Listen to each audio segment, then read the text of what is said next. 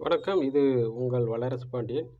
இன்னைக்கு பதிவில நம்ம என்ன பார்க்க போறோம்னு சொன்னாக்க, நம்ம பொதுவா விருச்சக லக்கணத்த பத்தி பார்க்க போறோம்.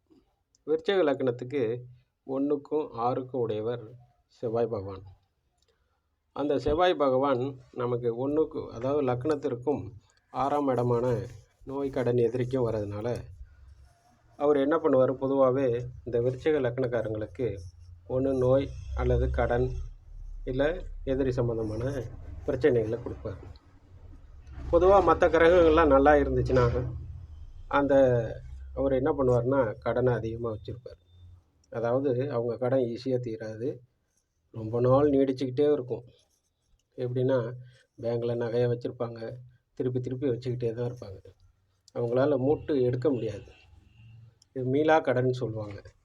அந்த மாதிரி கடன்லேருந்து நம்ம வெளியே வரணும்னு சொன்னாக்க, அந்த சாட்சிக்காரன் காலில் விழுவுறதை விட சண்டைக்காரன் காலிலே விழுவது மேலுன்ட்டு அந்த செவ்வாய்க்குரிய முருகப்பெருமான்கிட்டயே போயிட்டு நம்ம வேண்டிட்டு, அவருக்கு நம்மளால் முடிஞ்ச ஒரு வேல், நமக்கு இருக்கிற கடனோட அளவை பொறுத்து அவருக்கு ஒரு வெள்ளியில் ஒரு வேல் வாங்கி வைக்கலாம், அவருக்கு கிரீடம் வாங்கி வைக்கலாம்.